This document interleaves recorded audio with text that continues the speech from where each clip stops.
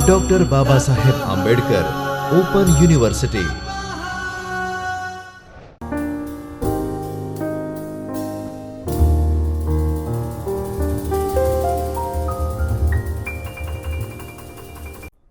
નમસ્કાર વિદ્યાર્થી મિત્રો. ડૉક્ટર બાબા સાહેબ આંબેડકર ઓપન યુનિવર્સિટીના ચૈતન્ય સ્ટુડિયોમાં હું ડૉક્ટર સોનલ આપ સર્વેનું હાર્દિક સ્વાગત કરું છું.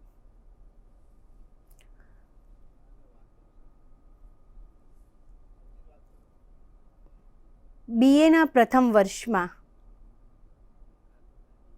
ઇતિહાસ મુખ્ય અને ગૌણ વિષય સાથે જે વિદ્યાર્થી મિત્રો અભ્યાસ કરી રહ્યા છે એમના અભ્યાસમાં ગુજરાતનો ઇતિહાસ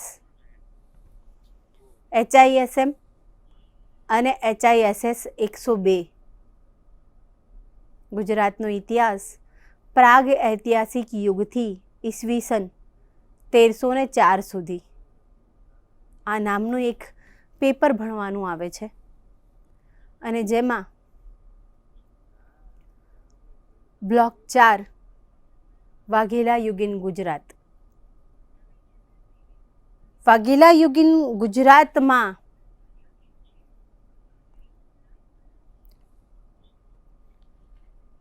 છેલ્લું યુનિટ, આ પેપરનું છેલ્લું યુનિટ અને આ બ્લોકનું છેલ્લું યુનિટ, છેલ્લું પ્રકરણ સોલંકી વાઘેલા કાલીન ગુજરાતની જ્યાં વાત થઈ રહી છે ત્યાં જે છેલ્લું યુનિટ છે જે કર્ણદેવ વાઘેલા અને સોલંકી વાઘેલા રાજવંશની પડતી, એના વિશે આજે આપણે અભ્યાસ કરીશું મિત્રો. અગાઉ આપણે સોલંકી વાઘેલા સમયની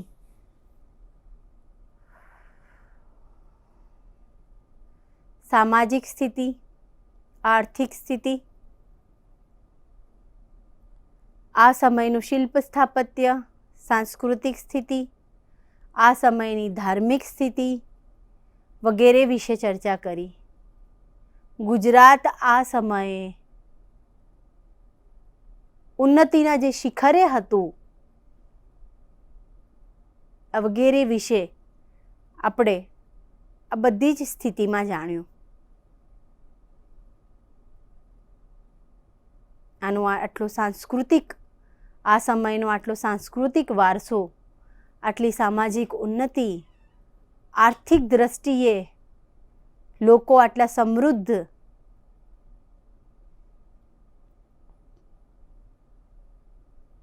ધાર્મિકતાની દ્રષ્ટિએ શાસકો, સામંતો, શ્રીમંતો, શ્રેષ્ઠીઓ, ત્યાંની પ્રજા, આ બધા જ સહિષ્ણુતાના વાતાવરણમાં રંગાયેલા, ધાર્મિકતાના વાતાવરણમાં રંગાયેલા આવા ઉચ્ચ સમયે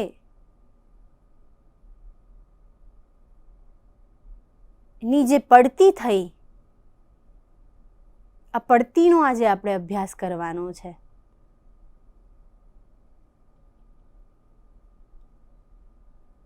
કહેવાય છે કે સૂર્યનો જ્યારે ઉદય થાય ત્યારે એનો અસ્ત પણ નિશ્ચિત હોય છે. એ જ રીતે જે સોલંકી વાઘેલા રાજવંશ જે ઉન્નતિના શિખરે હતો, જેમને અનેક યુદ્ધો, સિદ્ધરાજ જયસિંહની વાત કરું કે ભીમદેવની વાત કરું કે એના બીજા અન્ય શાસકોની વાત કરું કે પછી વસ્તુપાળ તેજપાળની વાત કરું, અનેક શાસકોએ જે રીતે પોતાનું રાજ્યાસન ચલાવ્યું, પોતાનું રાજપાટ ચલાવ્યો, જે રીતે પોતાનું શાસન ચલાવ્યું અને જે રીતે ગુજરાત સમૃદ્ધ ગુજરાત તરીકે ઓળખાણું, સુવર્ણ યુગ કહેવામાં આવ્યો, જેને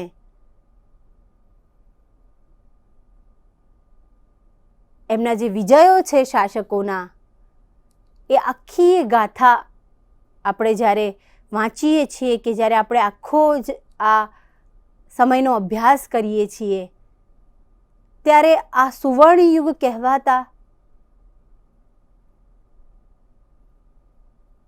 આ યુગની પડતી કઈ રીતે થઈ એનો અભ્યાસ કરવો ખૂબ જરૂરી છે મિત્રો. કઈ રીતે, કયા કારણોથી, કોના દ્વારા આ રાજવંશની પડતી થઈ અને આ પડતીથી આ રાજવંશોની સાથે સાથે જે સામાન્ય જનતા, સામાન્ય લોકો અને એક આખા કાળને કઈ રીતે નુકસાન જાય છે. એક સત્તાનો જે પલટો થયો, એ સત્તાનો પલટાએ કઈ રીતે આખા ઇતિહાસને બદલ્યો, એના વિશે આજે ચર્ચા કરીશું મિત્રો. આજનું જે આ લેક્ચર છે, આજના લેક્ચરથી આપણે શું જાણી શકીશું મિત્રો? તો આજના આ લેક્ચરથી કર્ણદેવ વાઘેલા, કે જે વાઘેલા વંશનો છેલ્લો શાસક, આ કર્ણદેવ વાઘેલાનો અંગેનો ઇતિહાસ જાણી શકીશું અને કઈ રીતે આ છેલ્લો શાસક કેમ છેલ્લો શાસક હતો, શું થયું આ પછી, એના વિશે આખો વિસ્તૃત અભ્યાસ કરીશું. સાથે સાથે જે મુસ્લિમ આક્રમણ થયા, આ મુસ્લિમ આક્રમણ કેમ થયા, કઈ રીતે થયા અને કઈ રીતે સત્તા પલટી થઈ, એના વિશે અભ્યાસ કરીશું મિત્રો. સાથે સાથે ગુજરાતમાં સોલંકી સત્તાના જે પતનના જે કારણો છે, આ પતનના કારણો વિશે પણ આજે અભ્યાસ કરીશું. સૌ પ્રથમ મિત્રો વાત કરું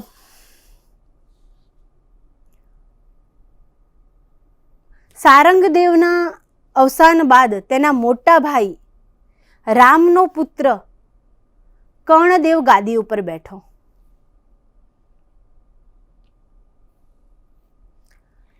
એવું કહેવાય છે કે જ્યારે ગાદી ઉપર બેઠો હશે ત્યારે ખૂબ મોટી ઉંમરનો હશે.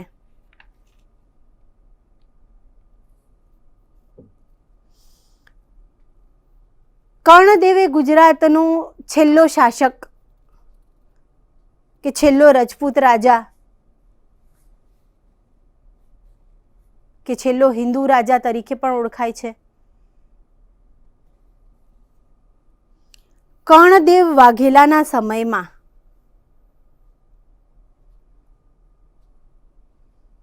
અલ્લાઉદ્દીનની જે ફોજો છે, આ ફોજે ગુજરાત ઉપર આક્રમણ કર્યું અને ગુજરાત પર આક્રમણ કરી અને સોલંકી વાઘેલા વંશની સત્તા ઉથલાવી મારી અને મુસ્લિમોએ ગુજરાત પર સત્તા સ્થાપી.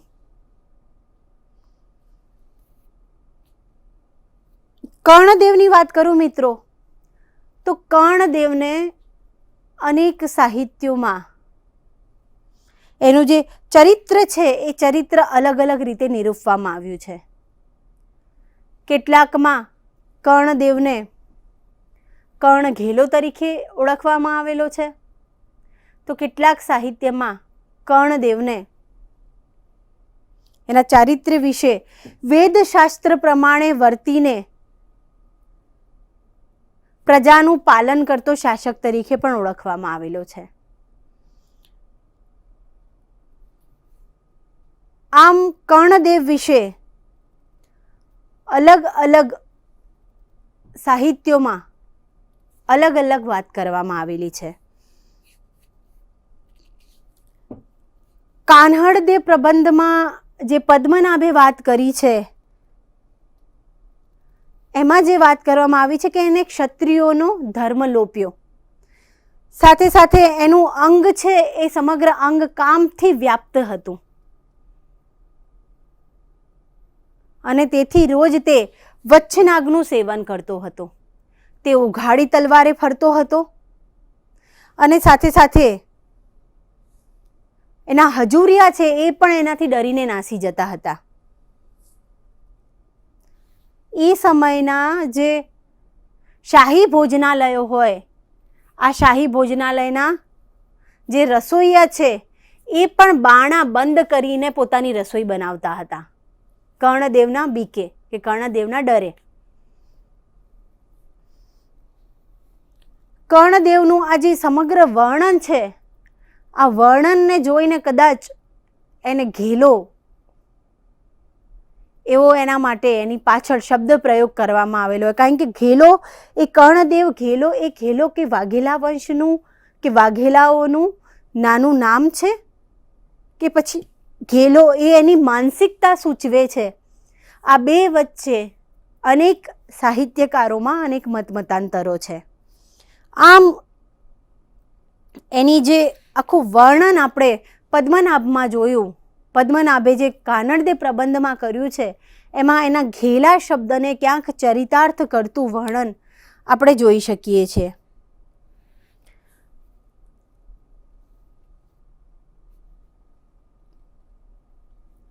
હવે વાત કરીએ આગળ મિત્રો, તો મુસ્લિમોનું આક્રમણ અને માધવ. મિત્રો, આ જે માધવ છે, આ માધવ ગુજરાતનો વિસલનગરનો નાગર બ્રાહ્મણ હતો. ક્યાંક એવી પણ માન્યતા છે કે કચ્છને વતની હતો. કેટલાક વિદ્વાનોમાં આને લઈને અલગ અલગ મતમતાંતરો છે.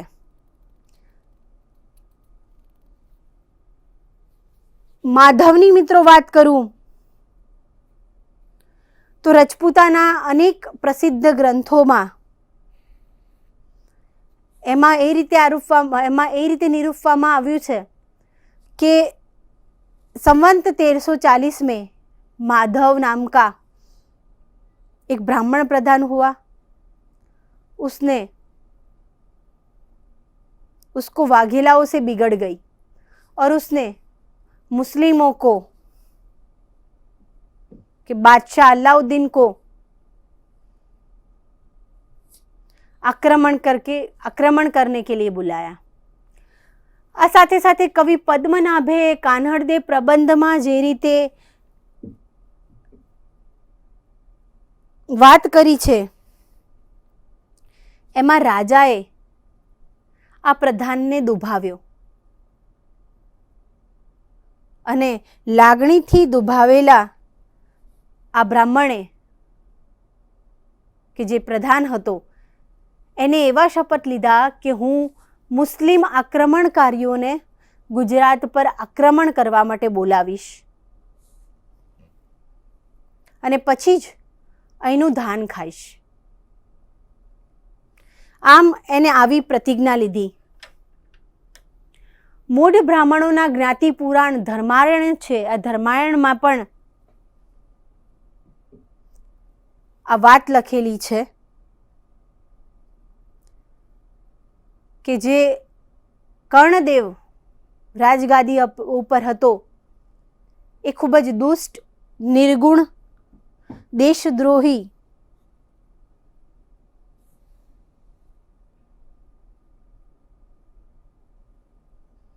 કુલાધામ અને પાપી અમાત્ય માધવ એના આ સમયમાં પ્રધાન પદે હતો. અને આ પાપી દેશદ્રોહી માધવે અન્ય રાજ્યોની મદદથી કે અન્ય શાસકોની મદદથી ક્ષત્રિય રાજ્યનો નાશ કરવાની પ્રતિજ્ઞા લીધી. આ જ રીતે સમકાલીન લેખોમાંથી પણ અનેક પુરાવાઓ પ્રાપ્ત થાય છે. શ્રી રામલાલ ચુનીલાલ મોદી કે પછી શ્રી કનૈયાલાલ મુનશી પણ આ બાબતમાં પોતાનો મત રજૂ કરે છે. શ્રી રામલાલ ચુનીલાલ મોદીનો અભિપ્રાય એવું છે કે કર્ણનું જે ચારિત્ર છે એ ચારિત્ર ધારવામાં આવે છે એટલું દુષ્ટ નથી. મુરલીધર મંદિરની જે પ્રશસ્તિ છે, આ પ્રશસ્તિ અનુસાર તે વેદ અને શાસ્ત્રો અનુસાર વર્તનાર હતો અને પોતાના પ્રજાનું આ વેદ અને શાસ્ત્રો અનુસાર પોતાના પ્રજાનું પાલન કરતો હતો. મુસલમાન લેખકોએ કર્ણ વિશે જે વર્ણન કર્યું છે, આ વર્ણનમાં પણ કર્ણદેવના ચારિત્ર વિરુદ્ધમાં એક પણ બાબત લખવામાં આવેલ નથી. તેથી પરંપરાથી જે આ ચાલી આવતી વાતો છે એ કેટલી સાચી કે કેટલી સત્ય છે એ કહેવું મુશ્કેલ છે મિત્રો. એ જ રીતે શ્રી કનૈયાલાલ મુનશી જે રીતે કર્ણદેવ વિશે વાત કરે કે રાજા કર્ણદેવ દુષ્ટ ન હતો, તે સંસ્કારી હતો, પરંતુ અમાત્યનો ઊંચો હોદ્દો ધરાવનાર જે માધવ નામનો બ્રાહ્મણ હતો એને ગુજરાતનો દ્રોહ કર્યો હતો. વળી રાજા કર્ણે માધવના કુટુંબ ઉપર કોઈ અત્યાચાર કર્યો હોય, આ અત્યાચાર કર્યો હોય તેવી વાત એ 15મી સદી એટલે કે ઘટના બન્યા પછી ઘણા સમય બાદ આલેખવામાં આવી છે.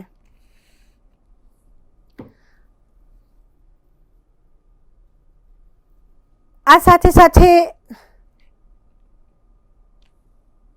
કાનડદે પ્રબંધના કરતા કવિ પદ્મનાભ એમ જણાવે છે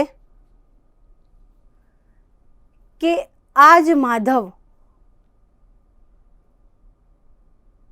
કે જ્યારે મુસ્લિમ આક્રમણકારીઓએ ગુજરાત ઉપર આક્રમણ કર્યું અને આ સમયમાં યુદ્ધમાં પરાજય જ્યારે નિશ્ચિત હતો ત્યારે આજ માધવે કર્ણદેવને નાસી જવા માટે છટકબારું બતાવ્યું હતું. અને જ્યારે આ મુસ્લિમ આક્રમણકારીઓએ જ્યારે સોમનાથ ઉપર આક્રમણ કર્યું ત્યારે આજ માધવ, આજ પ્રધાન માધવ ત્યાં મુસ્લિમ આક્રમણકારીઓ સામે સોમનાથનું રક્ષણ કરતા કરતા વીરગતિ પ્રાપ્ત કરી.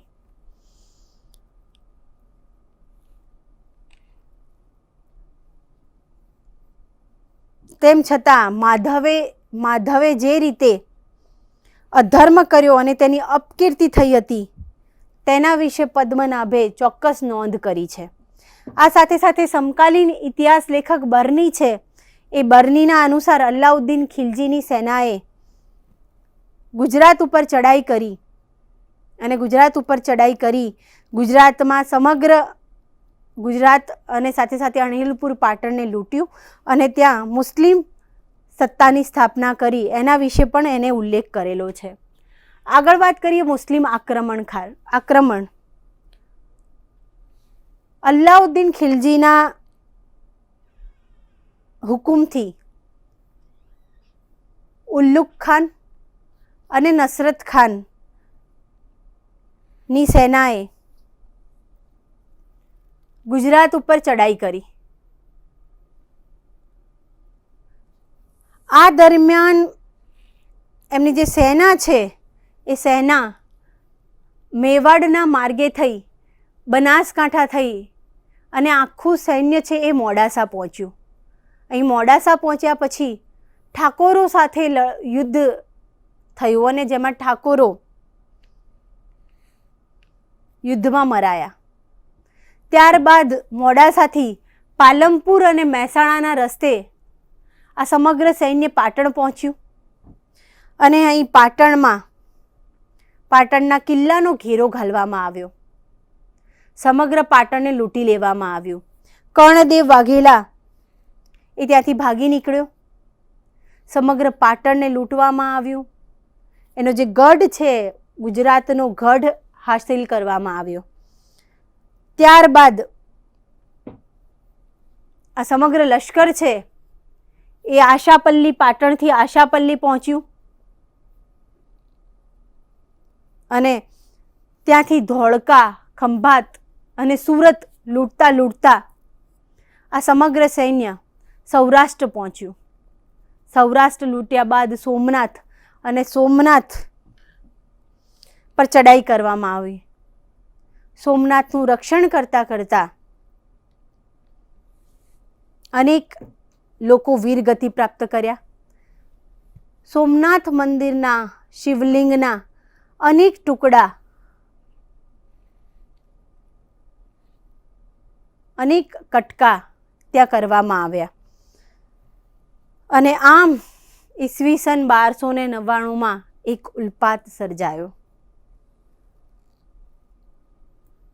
મુસ્લિમ આક્રમણો બાદ વાત કરીએ તો રાજકુટુંબનો કરુણ અંજામ. મિત્રો, કર્ણદેવ વાઘેલા નાસી છૂટ્યો અને ત્યારબાદ એના રાજકુટુંબની જે હાલત થઈ એના વિશે વાત કરીએ તો એમાં પણ અલગ અલગ વિદ્વાનોમાં અલગ અલગ મતાંતર છે.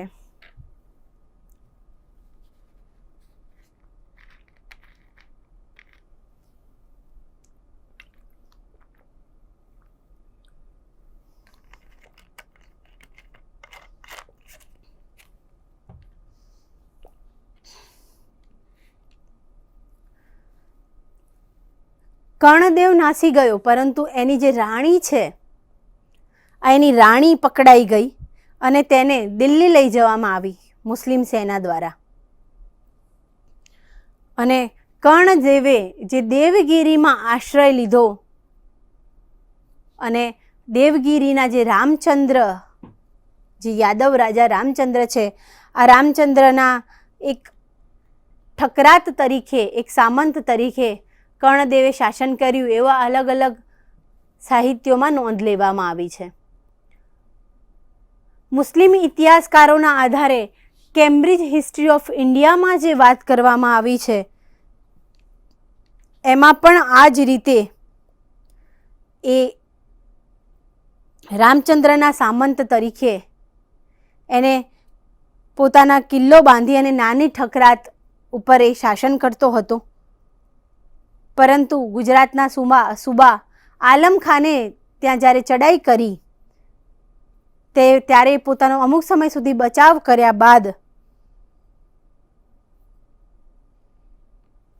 એ પોતે મૃત્યુ પામ્યો એની નોંધ લેવામાં આવી છે. આ સાથે સાથે અમીર ખુશરો નામના ફારસી કવિએ જે દેવલ રાણી વ ખિજર ખામાં જે રીતે વાત કરી છે જે થોડીક કાલ્પનિક હોય એવું કદાચ સંભવી શકે. આ કાવ્યના આધારે અલાઉદ્દીનના જે સેનાપતિઓ છે આ સેનાપતિઓએ ઉલ્લુક ખાને કર્ણદેવની રાણી જે કૌલાદેવી છે એ કૌલાદેવીને દિલ્હી લઈ ગયો. અહીં અલાઉદ્દીનની એ માનીતી બેગમ તરીકે કૌલાદેવી બની અને પછી કૌલાદેવીની માગણીથી જ, કૌલાદેવીના સૂચનથી જ અલાઉદ્દીને કર્ણદેવ પાસે એની પુત્રી દેવલ રાણીની માગણી કરી. જ્યારે સામે કર્ણદેવ કે જે દેવગીરીના શાસકના રાજાશ્રય હેઠળ હતો ત્યારે પોતાની પુત્રી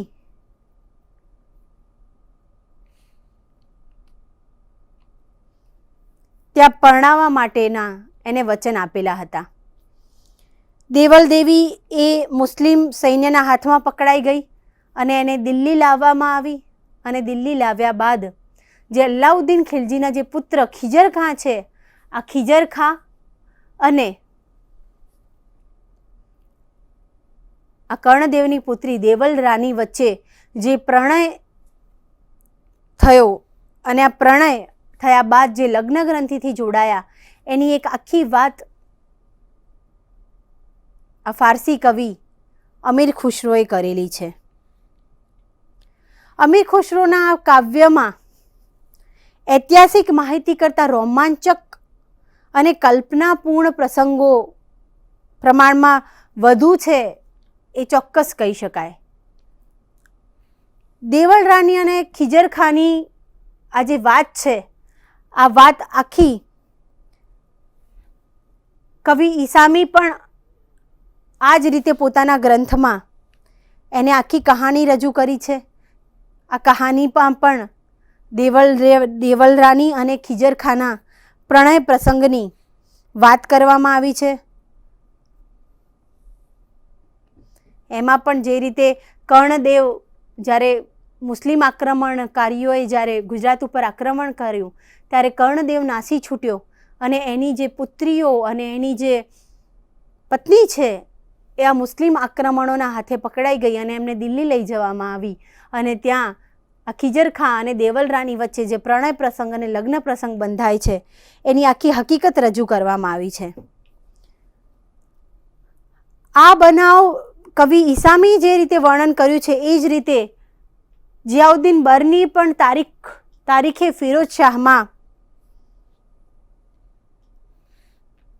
આ કર્ણદેવની કુંવરીઓ મુસ્લિમ આક્રમણકારીઓના હાથમાં આવ્યા અને એમને દિલ્હી લઈ જવામાં આવ્યા અને ત્યાં ખિજર ખાન અને દેવલ રાણી વચ્ચે જે પ્રેમ સંબંધ બંધાણો એની હકીકતને અહીં વર્ણવવામાં આવી છે.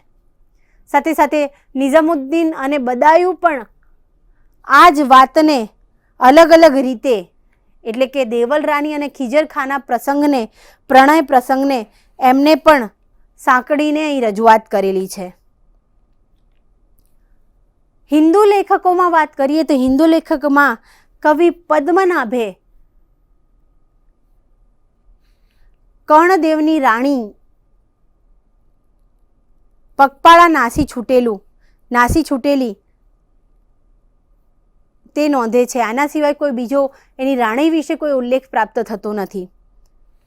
પરંતુ દેવળ દેવીના પ્રણય વિશે ત્યાં કંઈક આલેખન વિશે વિદ્વાનોમાં ઘણા મતભેદો પ્રવર્તતા હોય એવા હિન્દુ લેખકોના ગ્રંથો ઉપરથી આપણે જોઈ શકીએ છીએ. ડૉક્ટર હરિપ્રસાદ શાસ્ત્રી આ વિષયમાં દલીલ કરતા કહે છે કે અમીર ખુશરો જેવા દિલ્હીમાં રહેલો સમકાલીન કવિ ખિજર ખાંની પ્રેયસી તરીકે વાઘેલા રાજા કર્ણદેવની પુત્રી દેવલ રાણીનું જે સંપૂર્ણપણે જે વર્ણન કર્યું છે એ સાવ એકદમ કાલ્પનિક હોય એવું થઈ શકે નહીં. વળી ઈસામી, નિઝામુદ્દીન, બદાયુ આ સર્વ લેખકોએ પણ દેવળ રાણી કે દેવળ દેવીનો ઉલ્લેખ કરેલો છે. આમ કર્ણદેવની રાણી અને કુંવરીઓ એ મુસ્લિમ સૈન્યના હાથમાં કેદ પકડાઈ તે ઉલ્લેખોના આધારે સાબિત થાય છે. અને એમાંથી મોટી રાણી કૌલા દેવી અલાઉદ્દીન સાથે અને દેવળ દેવી ખિજર ખાં સાથે લગ્ન કરવાની ફરજ પડી હોય, કદાચ પ્રણય ના હોય પરંતુ લગ્ન કરવાની જે ફરજ થઈ હોય, આ ફરજના કારણે લગ્ન સંબંધમાં જોડાણા હોય તે કદાચ સંભવી શકે. આમ ઐતિહાસિક હકીકતને કલ્પનાના રંગે રંગી અને એક રસિક અને રોમાંચક કાવ્ય કે એક પ્રસંગ રચવાનો કવિનો ઈરાદો હશે એવું હરિપ્રસાદ શાસ્ત્રી પોતાના દલીલોના આધારે કહે છે. છેલ્લે વાત કરીએ તો મિત્રો મુસ્લિમોની સત્તા. ગુજરાત કે જે સ્વતંત્ર, તેની અસ્મિતા, તેની સમૃદ્ધિ અને તેના ગૌરવનો જે વારસો હતો, આ વારસાનો અંત આવ્યો મુસ્લિમ સત્તાના આક્રમણથી. મુસ્લિમોએ ગુજરાત ઉપર વિજય મેળવ્યો.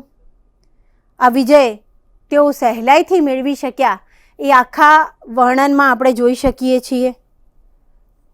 પરંતુ મુસ્લિમોએ ગુજરાત ઉપર આક્રમણ કર્યું અને આ જે વિજય છે એ વિજય એ સહેલાઈથી મેળવી શક્યા હોય તેવું લાગતું નથી. આમ અનેક સૌકાઓથી મુસ્લિમો ગુજરાત ઉપર આક્રમણ કરતા હતા અને અનેક આક્રમણોના પ્રયત્નોથી આ એક પ્રયત્ન સફળ થયો અને ગુજરાત એ મુસ્લિમ સત્તાના સ્થાપત્યમાં, મુસ્લિમ આધિપત્યમાં આવી ગયું.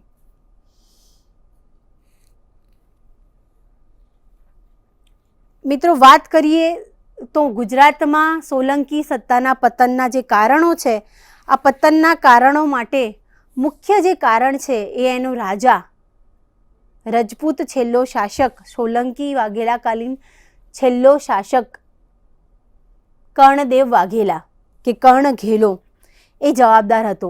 એ સમયના પ્રબંધ, એ સમયના સાહિત્યો, કાનડદેવ પ્રબંધ વગેરે જણાવ્યા પ્રમાણે કર્ણ વાઘેલા ભારે કામી અને ક્રોધી હતો.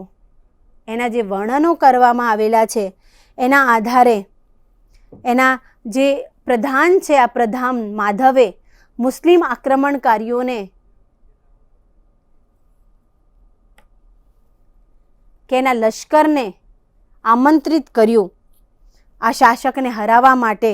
અને આ આખી ઘટના છે, આખી ઘટના એ મુસ્લિમ આક્રમણકારીઓએ જે રીતે સોલંકી વાઘેલા રાજવંશની જે સત્તા પલટી કરી અને આખી રાજવંશની જે પડતી થઈ, આ પડતી માટે, સત્તાના પતન માટે મુખ્ય કારણ તરીકે કે તત્કાલીન કારણ તરીકે વર્ણવી શકાય. આ સાથે સાથે સોલંકી રાજાઓ પોતાના આજુબાજુના પ્રદેશો એટલે કે માળવા, નોડોલ, સૌરાષ્ટ્ર, મહારાષ્ટ્ર, મેવાડ વગેરે જેવા પોતાના પાડોશી રાજ્યો સાથે પારસ્પરિક યુદ્ધો કરતા રહેતા. અને આના કારણે, આ યુદ્ધોના કારણે એમની સત્તા ખૂબ જ નિર્બળ બની ગઈ હતી. આ બધાના કારણે એમનું વહીવટી તંત્ર, એમની અર્થવ્યવસ્થા, એમનું લશ્કરી તંત્ર ઉપર ખૂબ જ વિપરીત અસર થઈ હતી. માટે આને પણ એક કારણભૂત મહત્વનું કારણ ગણી શકાય. સાથે સાથે સિદ્ધરાજ અને કુમારપાળ પછીના જે શાસકો થયા, કારણ કે આપણે આગળ પણ જોયું, આપણે જ્યારે વાત કરતા હતા સિદ્ધરાજ વિશે, એના વિજયો વિશે વિસ્તૃત વાત કરી, કે કુમારપાળના વિજયો વિશે વિસ્તૃત વાત કરી, ત્યારે એમને જે રીતે ગુજરાતનો સત્તા વિસ્તાર કર્યો હતો, જે રીતે વિજયો પ્રાપ્ત કરેલા હતા, એ એના જે પછીના જે શાસકો થયા એ આ સમગ્ર સત્તા સંભાળવા માટે, સાચવવા માટે નિષ્ફળ નીવડ્યા હતા. આમ એના જે શાસકો, અનુગામી શાસકો થઈ ગયા, કે પછી ભીમદેવ બીજો હોય કે પછી બીજા અનેક શાસકો કે જેમને પોતાનો રાજ્ય વિસ્તાર છે એ રાજ્ય વિસ્તારની સીમાઓ ટકાવી રાખવા માટે એ લોકો અયોગ્ય સાબિત થયા. આમ એના શાસકોની જે નિર્બળતા છે, આ નિર્બળતા પણ સોલંકી વાઘેલા સમયના પતન માટે એક મહત્વનું કારણ ગણી શકાય. આ ઉપરાંત મોગલોના જે આક્રમણો થયા, મોગલોના આક્રમણોના કારણે રજપૂતાના તથા ગુજરાતને જે નિર્બળ બનાવ્યું, આ બાહ્ય આક્રમણોએ આ સમગ્ર સત્તાને નિર્બળ બનાવ્યું અને એના કારણે આ સત્તાનું પતન થયું. એ પણ એક કારણ તરીકે મૂકી શકાય. આ સાથે સાથે જે ગુજરાતના સોલંકી અને વાઘેલા શાસકો હતા, આ શાસકો ખૂબ જ ઉદાર, સાથે સાથે સહિષ્ણુ અને દાનેશ્વરી હતા. તેમણે અનેક દાન પુણ્યના ઘણા કાર્યો કર્યા, અનેક મંદિરો બંધાવ્યા અને અનેક ધર્મસ્થાનો બંધાવ્યા. અને આનાથી પોતાનો ધનનો જે ખર્ચ છે એ આ બધા ધાર્મિક કાર્યોમાં કર્યો. પોતાના લશ્કરી તંત્રને સમૃદ્ધ બનાવવા માટે કે પોતાની લશ્કરી પદ્ધતિ સુધારવા માટે જે જૂના શાસ્ત્રોના બદલે નવા દારૂગોળા કે નવી લશ્કરી ટેકનિકમાં કોઈ જ સુધારો કે કોઈ નવા ઉપાયો લાયા નહીં. અને આના કારણે એમનામાં બહાદુરી તો ખૂબ હતી, સાહસિકતા તો ખૂબ હતી, પરંતુ જે જૂની પદ્ધતિ, જે કુશળતા, આ બધાનો જે અભાવ હતો, એના કારણે ગુજરાતમાં સોલંકી સત્તાનું પતન થયું હોવાનું માની શકાય છે. આમ મિત્રો, અલગ અલગ જે કારણો છે એના આધારે જે પતન થયું અને આ પતનની આખી હકીકત છે, એની પડતીની આખી વાત છે, એની ચર્ચા આજે આપણે કરી. અસ્તુ. अध्यायः परमं तप